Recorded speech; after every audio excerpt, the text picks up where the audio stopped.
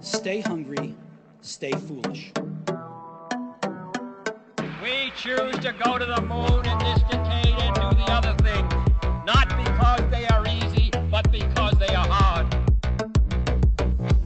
I have a dream. Will one day live in a nation where they will not be judged by the color of their skin, but by the content of their character.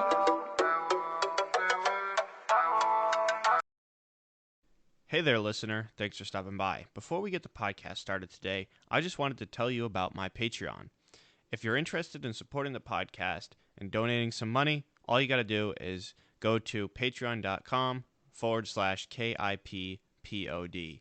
And there's 3 separate tiers there where you can get exclusive content, ad-free content, and you can even suggest questions for me to ask future guests on the podcast. So guys, make sure to check out my Patreon. Also, make sure to share this podcast on your social media accounts, link it to Spotify, review it on Apple.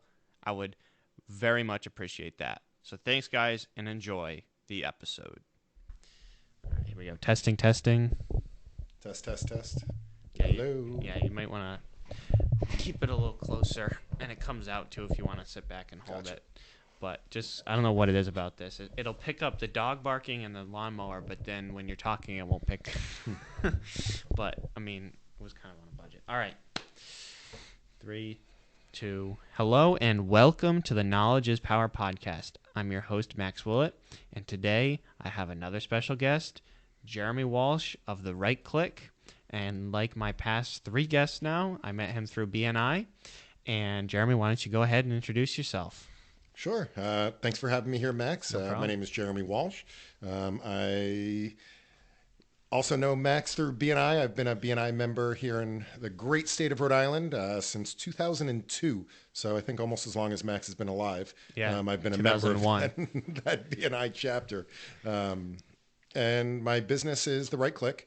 We're a small computer company that does a lot of managed services and break fix stuff. And we do have a couple of retail locations here in Rhode Island, in Providence, Westerly, and South Kingstown.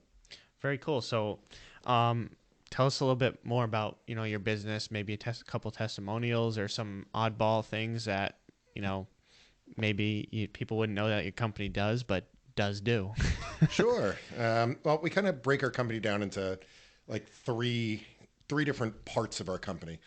So we have the retail stores, right? And the retail stores really, I hate to say retail because it's more like people walk in with their computers and we fix them. So I kind of like to say it's a lot of people that spill glasses of wine on their keyboards. Like and my mom. and download too much porn. Oh, geez. Not your mom. No. But that's kind of a lot of what we do is just people that break them or don't know what they're doing. And also a lot of people that buy a new computer and they want all their family photos transferred from the one computer over to the other computer. And, we help them with that. We don't really sell a lot of stuff through the retail stores, which is why I hesitate to call it retail. But we do help people buy custom computers. Although a lot of times, especially in that situation, it's actually cheaper for them to go and buy a computer themselves at, like a Walmart or a Staples or something like that, because they have more purchasing power than we do.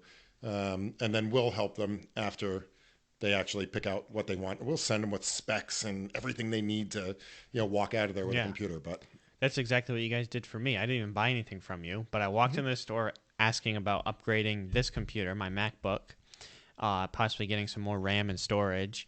And then, Joel, right?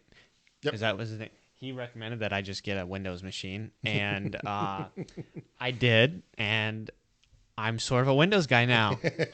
But I've always been an Apple guy, so it's the thing is I'm like buried. I got the watch, I got the MacBook, I got the phone, I got the iPad, I have the AirPods.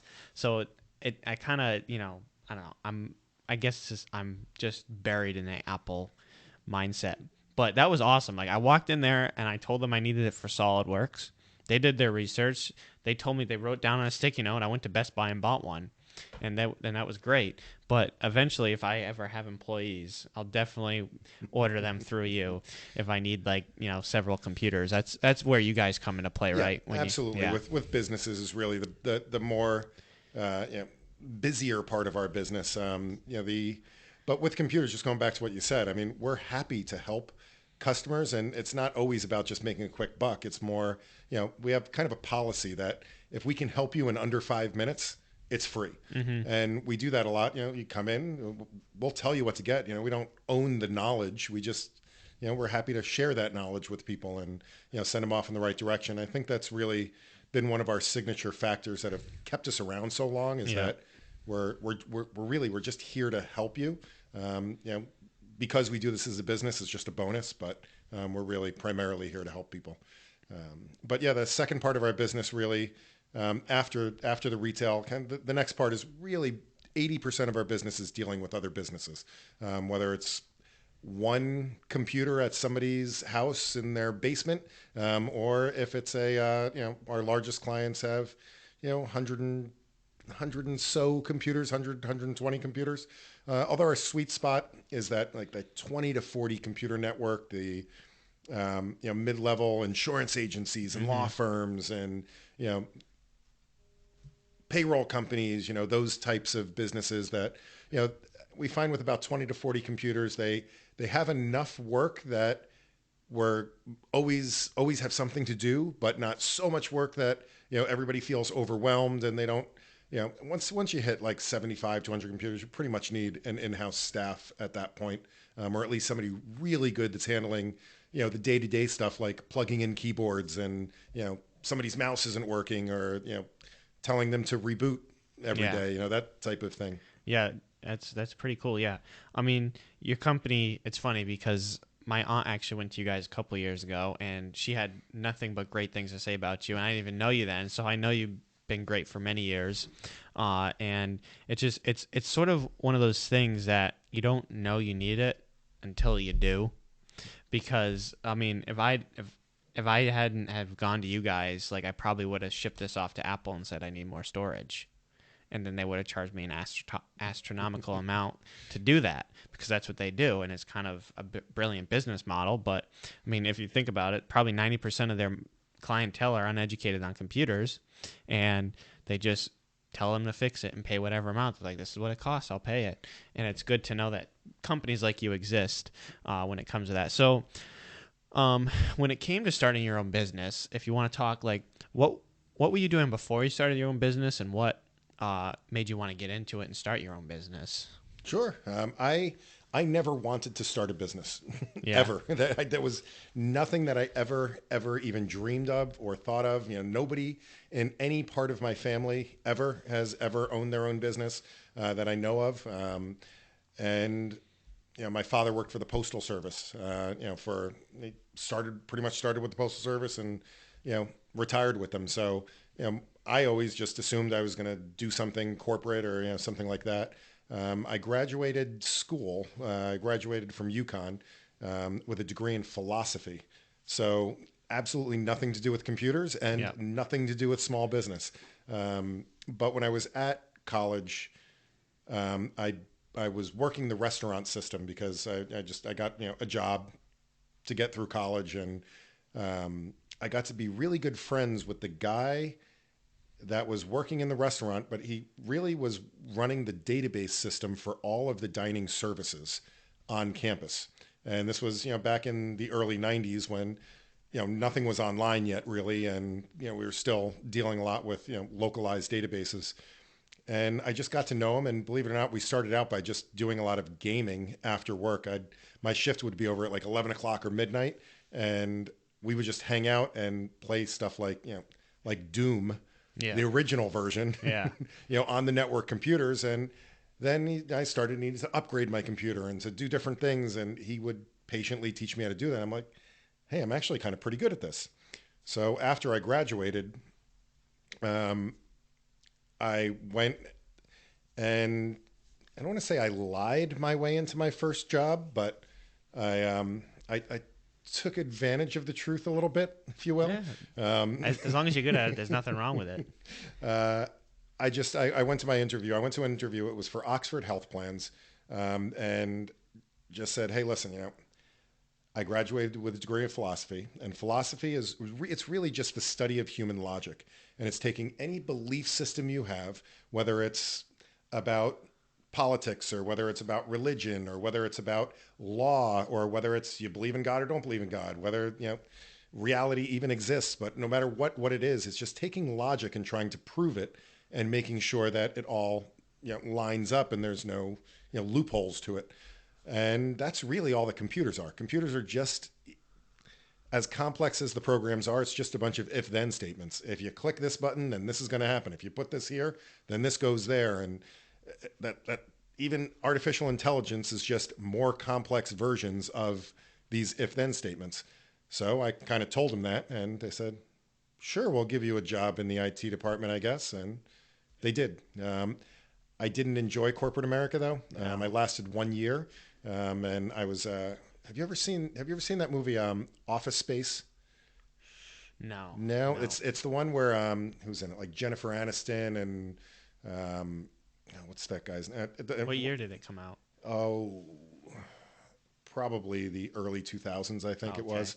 But it's all about working in corporate America and stuff like that. And there's this one guy in there that, by a glitch in the system, he's still working, and he's this like big, overweight, like sweaty, greasy guy that isn't even supposed to be on payroll anymore. They keep moving him down to different departments because they don't want to fire him and face a lawsuit or something. But he, essentially, that was my boss, and it's the guy in the movie it's the red stapler guy. But he was literally my boss. They moved him into a closet in like literally a 12 by max.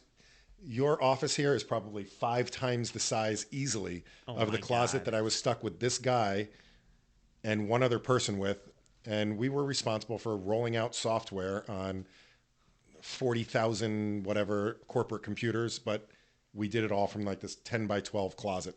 Wow. And I knew I was never going to get a VP parking spot, especially working for him, that they kept hiding in smaller and smaller closets. So I kind of, I left at that point. But it was actually a B&I referral that got me out of there. Huh. So my mother this was back in 1997 or 1998. My mother-in-law was in a B&I chapter in the New York area. She owns a framing studio and an art gallery. And she was hosting like an after-hours event back when we could actually still see people in person. Mm-hmm. And this computer guy from the area, who wasn't a B&I member, was just there checking it out, and was talking to my wife, who was working for her mother at the time, and said, yeah, I'm looking to expand my business. And I was like, well, my husband's a computer guy, I guess. You want to talk to him? So they kind of made a referral there, set up an interview, and I quit my job in corporate America and went and worked for him. Mm-hmm. I was a consultant for him for about 5 years, and that's really where I started learning about small business. I was Manhattan and, all through the New Jersey, Long Island, Westchester, White Plains. I was a consultant just driving all over that area every day, going to small businesses. And, in 2002, I just decided to move to Rhode Island and said, how hard could it possibly be to start a business? Yeah. So I did. Yeah. I guess that's a mindset you have to have, wanting to start your own business. Yep. And how hard could it be? I was young. Yeah. Yeah. What made you want to move to Rhode Island? That was kind of another kind of random coincidence. My wife's father, or that whole side of the family, they vacationed in Long Beach Island down in New Jersey, like every year for 100 years. I don't know how long, a long, long time, way before I was part of the family. And back in, I think it was 2000, something happened. They had rented the same house for like 10 years. Something happened where the house changed hands or something, and it was like going to double or triple in price for the weekly rental. And they just said, oh my God, it's ridiculous. I don't know if you realize this, but there's a ton of people from New Jersey here in Rhode Island. They just happened to be talking to somebody that had bought a house in Rhode Island down in Green Hill Beach. And they had told them, oh, yeah, you can buy property really cheap in Rhode Island. And so they ended up buying a house like one block off the ocean that, even paying the mortgage on that was cheaper than renting the place in New Jersey. Wow. And it was just their summer home for a couple of years. And then they moved up here and we were up visiting them. And again, I had no plans of moving here or anything, but we had been looking for a house we were living in Danbury. could not afford a house to save our lives. This is back in 2002, and they were looking for like $400,000 or $500,000 for these tiny little postage stamp houses. And, it was still like an hour commute away from my office, and I was on the road all day to begin with. And it was kind of ridiculous. Yeah. So completely as a joke, we had only been pre-approved for $200,000 in Connecticut. We said to the real estate agent, "Hey, do you have anything for $200,000?" And we expected them to say no, because we've been getting laughed at for months and months and months. And she showed us like 30 houses that weekend, and we didn't like any of them, but we went to meet up with her at the end of the day at a house that she was in the process of flipping, and said, "Oh, well, is this house on the market?" She said, "No, not yet." And like, "Well, we'll take it." And we put our down payment on the house that day, even though it wasn't going to be ready for a couple of months. And we both went back, kind of quit our jobs, and moved to Rhode Island. Wow. And I didn't have enough money in my bank account to make the first mortgage payment when we moved up here. But we both started our own businesses anyway. Oh, wow. I didn't know your wife had her own business. What does she do? Yeah, she does. She's an artist. Okay. So she does all sorts of different types of art. She does painting and pottery and jewelry and a bunch of stuff. She did a blog. So this is going back about 3 or 4 years, I think. But she did a 365 blog where every single day for a year she worked on a piece of art or created a new piece of art, and then wrote a blog about it and took pictures and all that kind of stuff. Did not miss a single day, whether she was sick. We went to my grandmother's funeral that year. She was writing her blog using my hotspot, in the car on the way back from the funeral. But every single day for a year, she did a 365 blog. Wow. That's pretty, especially did that catch on? Did it get pretty popular? Yeah, she still does it. Yeah? She doesn't do it every single day now. She probably does 2 to 3 posts a week, I want to say. Yeah. But yeah, it's popular enough that she's been nervous about starting an Etsy store. Yeah. And then finally, a couple of months ago, she started it, and pretty much every time she uploads stuff to it, it's sold out in like 2 days. Wow. And why were you so scared? But yeah. She's doing really well. I've heard like so many mixed things about Etsy. Like I've heard great things, and then I heard people absolutely trash it. It's weird because I know somebody who sells like superhero stuff. Mm-hmm. Like he has a Cricut, and he puts like vinyl on shot glasses and stuff like that, and he does like light switches with superheroes on them. Yeah. And he does really well on Etsy.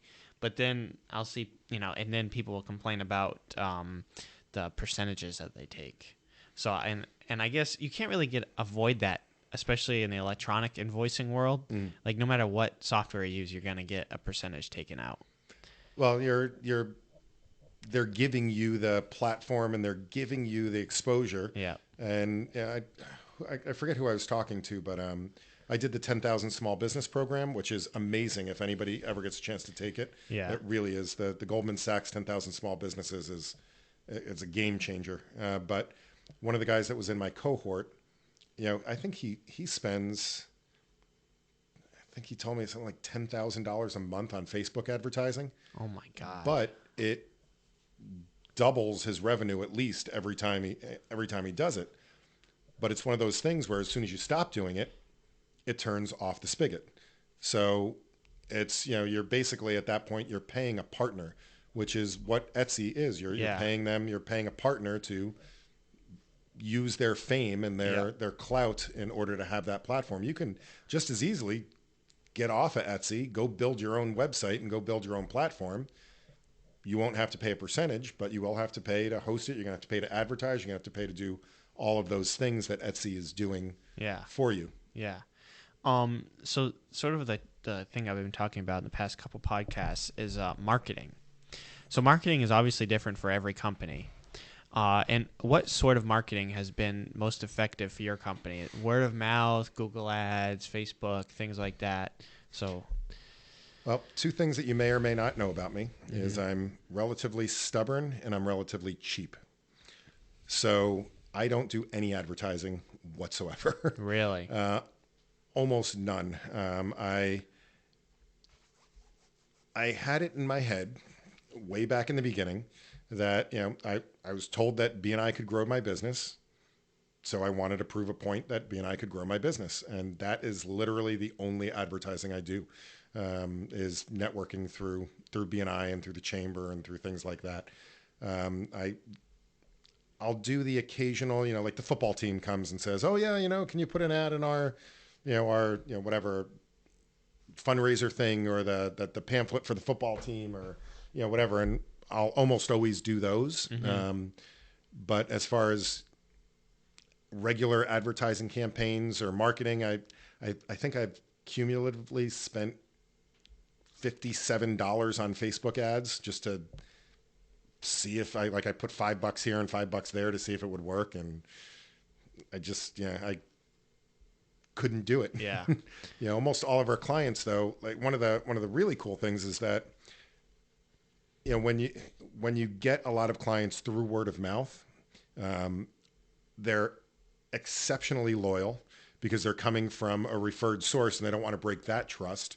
So unless you do a really bad job, most of the time you're going to get that client and keep that client for a long time. So our retention rate, especially with our managed services clients, is almost 100%. Wow. Most of the time we lose clients because either they've outgrown us, which, we're so happy for them when they outgrow us. It means that they've gone, like one of our clients is, you've heard the heavy hitter. Yeah. Rob Levine. Oh, he's one of our clients. Yeah. He's still one of our clients, but he's one of our biggest clients that we started with him when he was in our BNI chapter, actually, way back in like 2000 and I want to say 2008, something like that. But he was the president of our BNI chapter. And, that was when he was first starting his business. And I think it was just him, maybe one other lawyer and like 7 paralegals. And that's when he started using us as a BNI referral.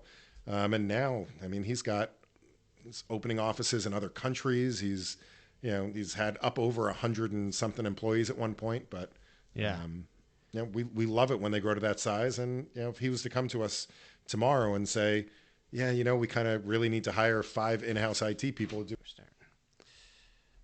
All right, sorry for that quick and abrupt little pause there, but we're back. So, Jeremy, we lost train of thought there for a second, but I don't know if you remember what you were saying. Yeah, just I think I was just saying that we love it when our clients outgrow us because it means that they're successful and we helped them to get there. And even if it's just in a little tiny small way, obviously they have to grow their own business, but we provided the support to do that. So. We love it when that happens.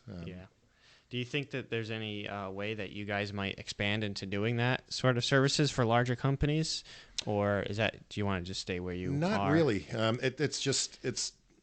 We have this conversation internally every now and again, with all the managers, and we're like, because we reevaluate our services. So, occasionally we say, okay, well, this one client or this client, or do we want to go after that market of 100 computers, 150, 200 computers, whatever it is? And the fact is, we just don't. We're really, really happy in the small business space, and I think that has a lot to do with our personalities. We are a very family oriented and low key company. Like when we take on a client, we pretty much right out of the gate, before we even hire each other as client and provider, I just want you to realize that we do not provide 24/7 service. And I know that's a big thing in the tech industry. Everybody's providing 24/7 coverage. We're not going to wake up at 3 a.m. and pick up the phone. I'm sorry. It's just not who we are. It's not who we want to be.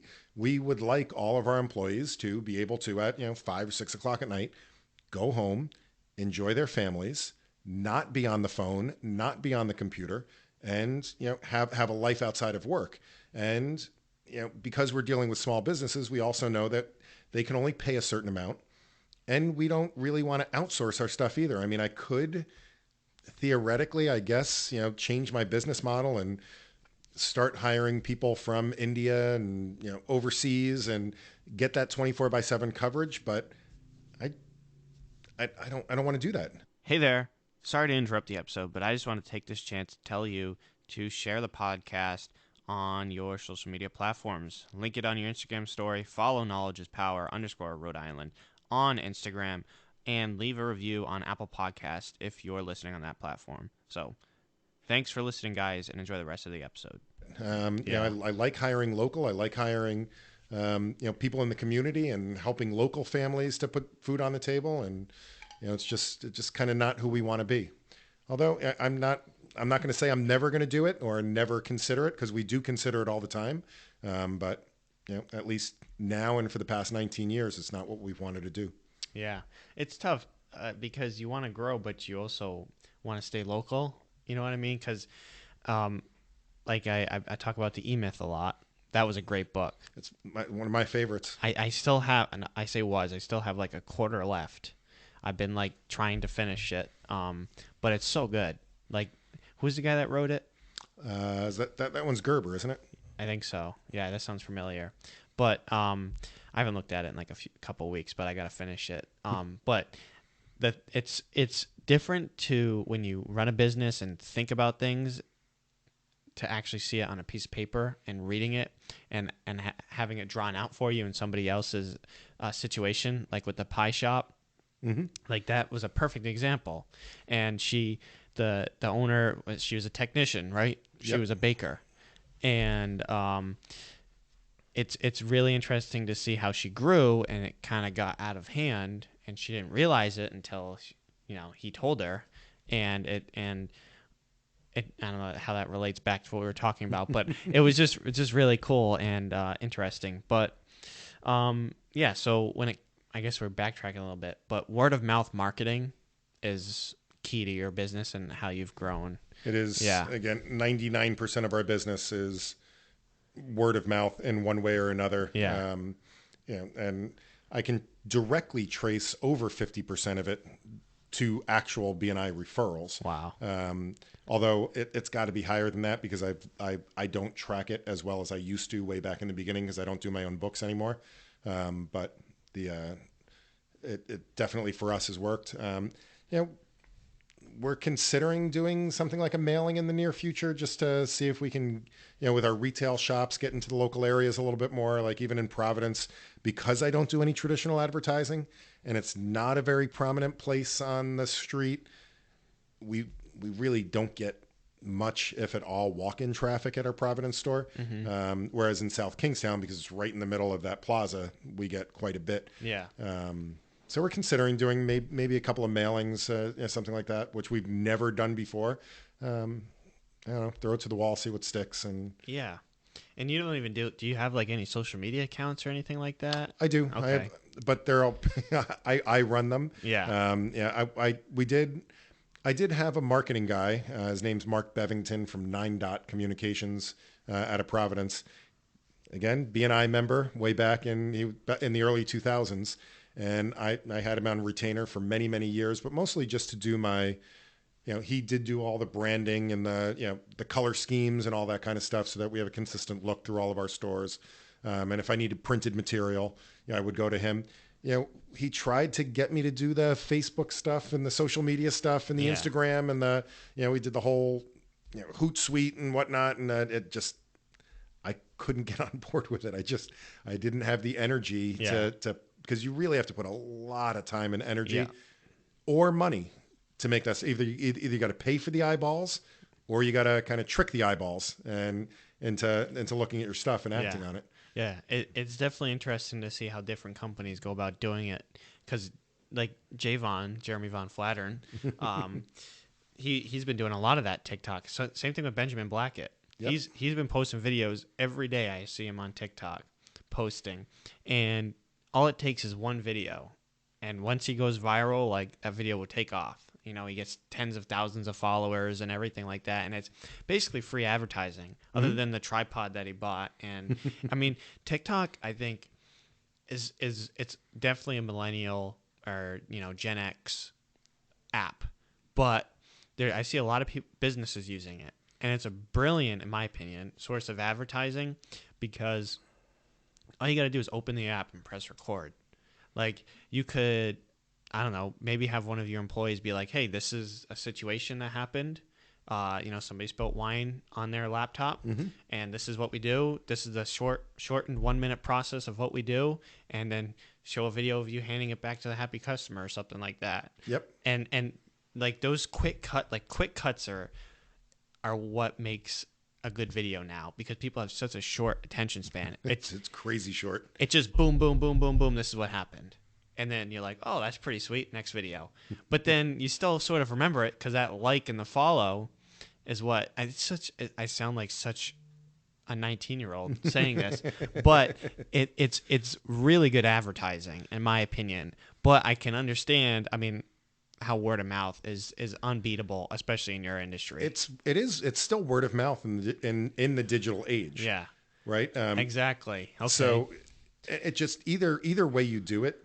It either takes money or it takes work. So you either need to be on top of the social media, meaning you're doing those 1 minute clip videos, but you can't just do one of them a week. You have to do like 10 of them a day. Yeah. And you got to be constantly on top of it, and you got to be responding to them. And, when somebody likes you or somebody sends you a comment, you got to comment back on it. You got to do all that kind of stuff. You have to follow the other people so that you get the tendrils going out in all the different directions, and you've got to cross promote it, cross post it, do all that stuff.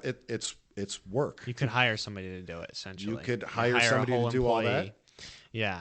But yeah, I agree 100% it's powerful. It's just something I haven't been able to personally, just get on board with and do, or make the investment to hire somebody to do it for me. Yeah.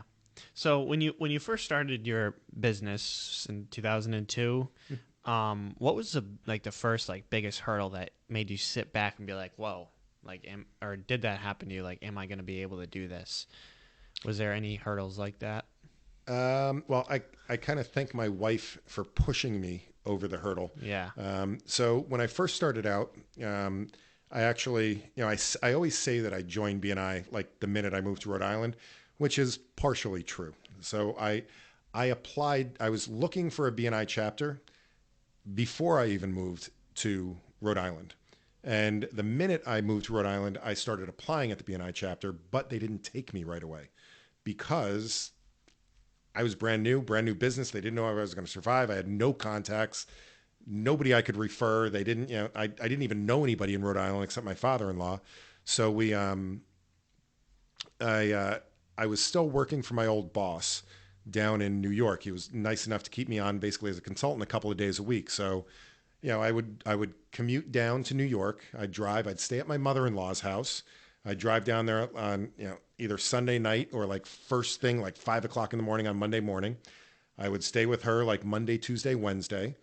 And then I would drive back to Rhode Island, try to visit a BNI chapter on Thursday, and literally just drive around the state with a pamphlet, a trifold pamphlet with the right click on it and the services, and walk into a business and say, hey, I'm new in town.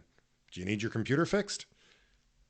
And I did that for weeks and weeks and weeks and months, probably about 3 months it was, until, BNI was ready to finally take me. I'd been in business a couple of months at that point, and my wife finally just told me to, poop or get off the pot. Yeah. And I did. And I just kind of had to jump in with both feet. And at that point, BNI started to kick in. I started to really put some attention into that, into the whole networking thing. And I can say I really only picked up about 2 or 3 referrals knocking door to door.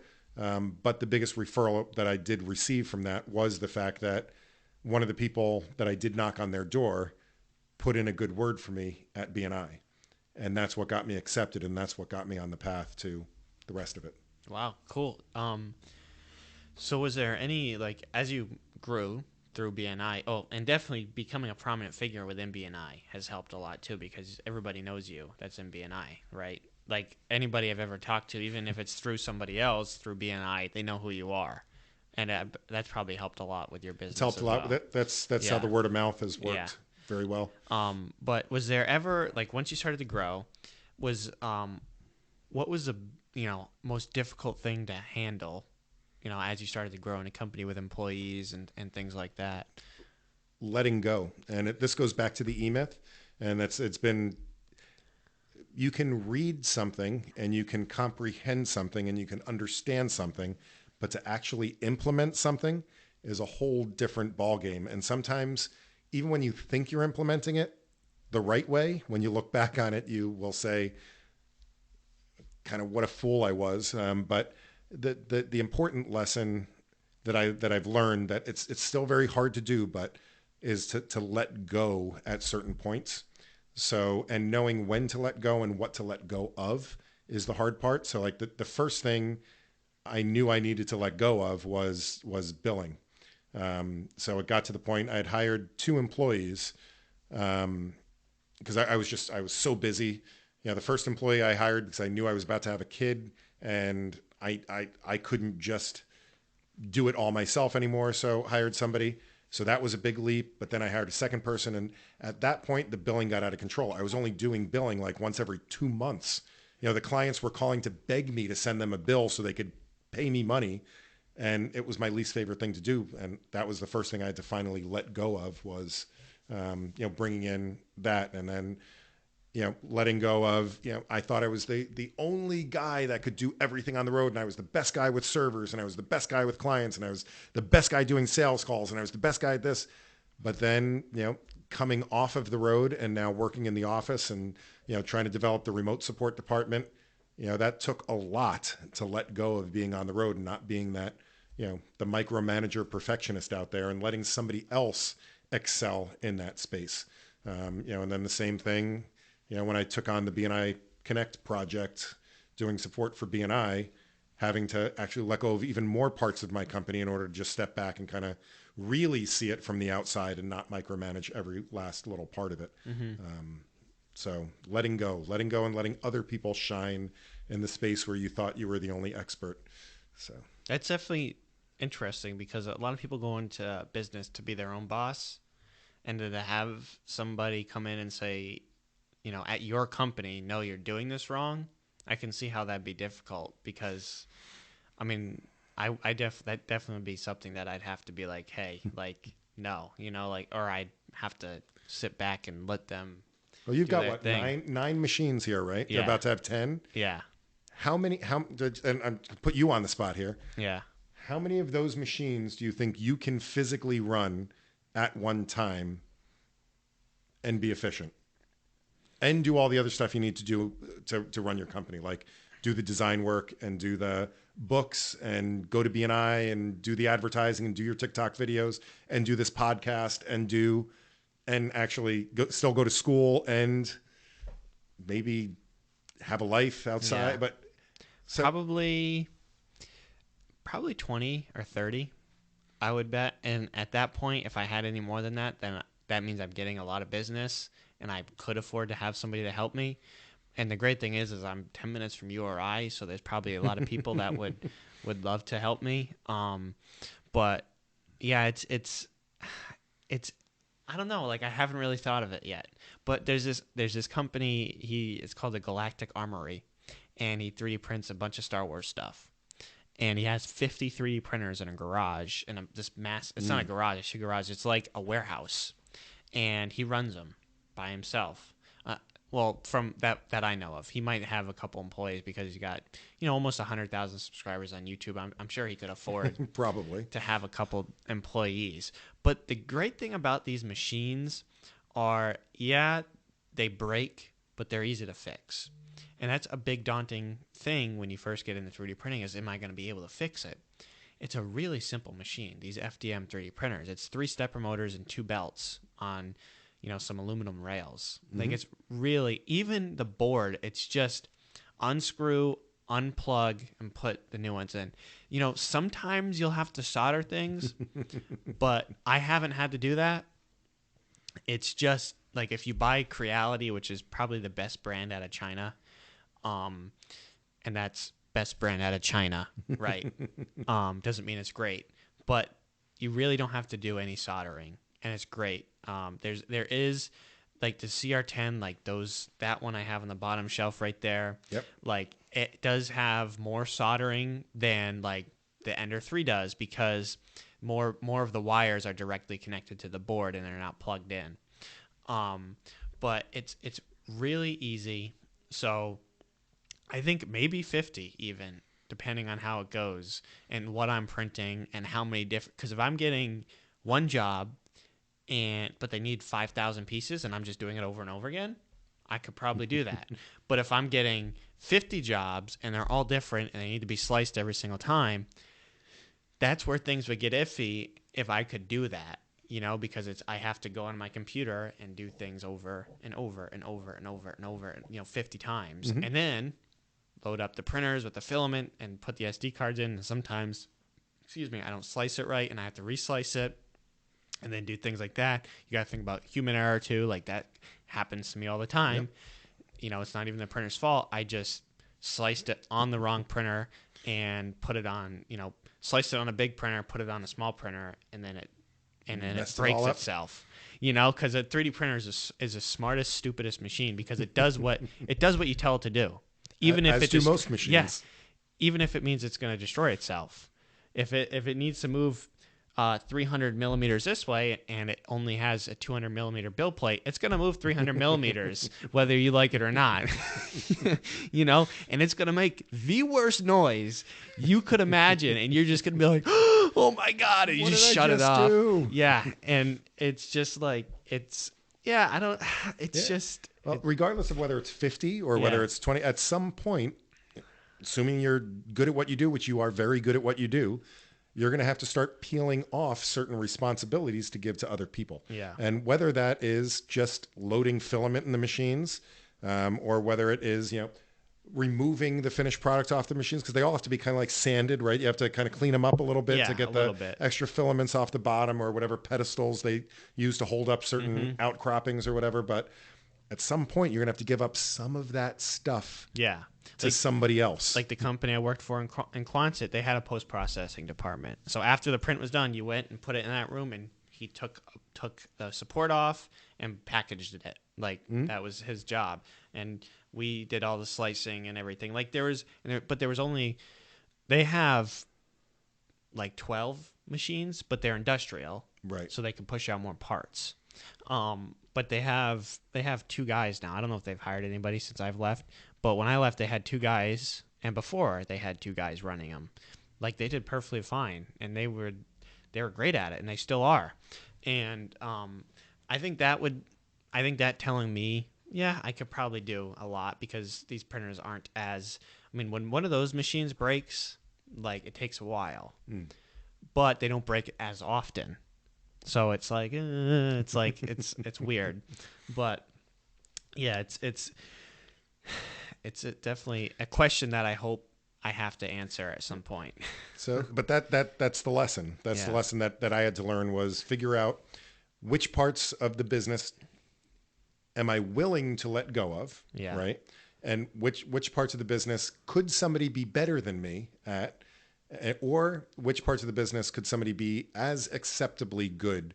And a lot of times you do have to learn to accept that, if you really are that good and nobody else is going to be that good, if you actually do want to grow, then you need to let other people be maybe 80% as good and still be able to perform in that space. Yeah. Yeah, I definitely hope I have to answer that, but just got to keep. You don't have to yet. I definitely want to keep marketing and things like that. But I need to. I want to talk to somebody at the Rhode Island Manufacturers Association, and I've been trying to get in contact, but I don't know anybody who knows anybody that is in it. So yeah, because it's one of those. I don't know. I can't really speak on it because I've never been in it, but I don't know if it's like BNI. Because it is, like, the companies that are in it are all massive. Like you have $100 million companies in that association. So I don't know if they just squash the little guy. That's what I'd be afraid of. So I'd have to look into it. But I'm sure if you keep networking around, you'll find a connection. Yeah, and the great thing about 3D printing is all it takes is one product, right, to get you that kickstart. And once you get that one little niche item going, like for that guy, it's the Star Wars stuff. For one other YouTuber I watched, it was mailbox flags. right? Like you 3D printed those, and he sold a lot of them. And What's your favorite thing to print right now? prototypes. That's the thing, is like finding the people who need them is tough. Luckily, I have a great connection in Providence who sends me a lot of work for prototyping. I can't disclose what that is, but he sends me a lot of great work, and the best thing about it is it pays well. So that's sort of my favorite thing to print. But I do really like the lithophanes, like those. I would show it to you, but I sent the one I made with Jan, the one for my grandmother up in Maine, my dad's mom. That was my mom's mom. But I sent that to her, and it's awesome. Like, it's literally on off. Like, I don't know if you watched the video. But, I haven't seen it yet, no. Oh, everybody else has. No, I promise I'll watch it. I'm just kidding. It's so hard. I spend all of my day in front of a screen. Yeah. But I spend very little time actually like just browsing or on the internet or watching a video or even on because I'm constantly just in email or tickets or whatever, things like that. The minute I'm done with my last ticket, the next thing I'm doing is not picking up the phone and watching something else. Yeah. So I have such a backlog of things that I need to just watch, even if they're little 5-minute things or whatever. But yeah. Well, I guess that's a good problem to have, just to be busy. Makes the days go by better faster. than the other way.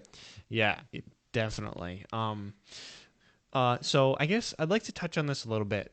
Since you did go to college for philosophy, I talked about the value of a college degree in the modern, society we have. And I guess it's different for everybody, but in the overall scheme, do you think a college degree is it necessary to be successful in the modern society? I don't know how to answer that because I'm not looking for a job right now in modern society. Yeah. So I would say in the human experience, no, it probably isn't the actual college degree itself. I think that college to me is more of a good buffer in learning how to live on your own while still in somewhat of a protected bubble. So meaning that you go off to college, you're not with your parents anymore. This is now testing your moral code to an extent to see, do I actually know how to survive on my own? I'm still learning.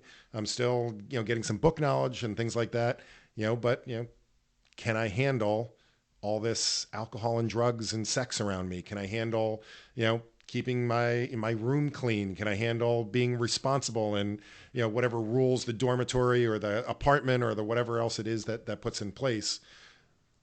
But again, you're still kind of you're in a safer bubble than just being out in the workforce and being, on your own in a house or an apartment. Yeah. So can some people make that transition without that middle step? Probably. But to say that it's, from a society standpoint, from an employer standpoint, the problem is that like just about every employer out there is looking for a bachelor's degree. And I don't think it even matters what it is, but they're looking for that. Oh, did you pay that 4-year debt to society? Otherwise, I'm not even going to interview you.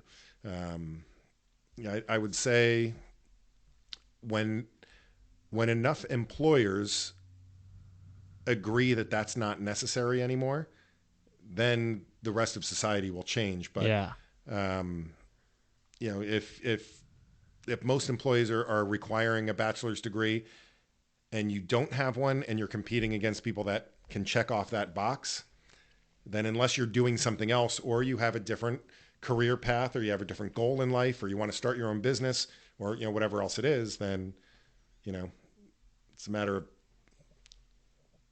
defying the rules, playing by the rules, or waiting until the rules change. Interesting. Somebody had said, that it's not what you learn in college, it's who you meet. And I think you have a perfect example of that because that's how you really got started with your business, right? Mm-hmm. Through the IT guy at UConn. Yep. So I guess that sort of proves his point. What you learn to extent, but most of all is who you meet. You make friends for life, and the alumni that you meet and the professors. He said that, I guess basically 90% of college students go to college and just get by. But there are things in place for you to be very successful. and take advantage of the programs that they have there, and it's not handed to you like your classes are, or stuff like that, or getting your books, just getting by and going to class. But yeah. Well, but that's no different than anything else. Yeah. You need to take advantage of the programs that are there. Yeah. I didn't. I mean, the guy that I met that really, kind of pushed me on my career, I could have just been an outside employee working at that fast food restaurant, and if I made friends with him.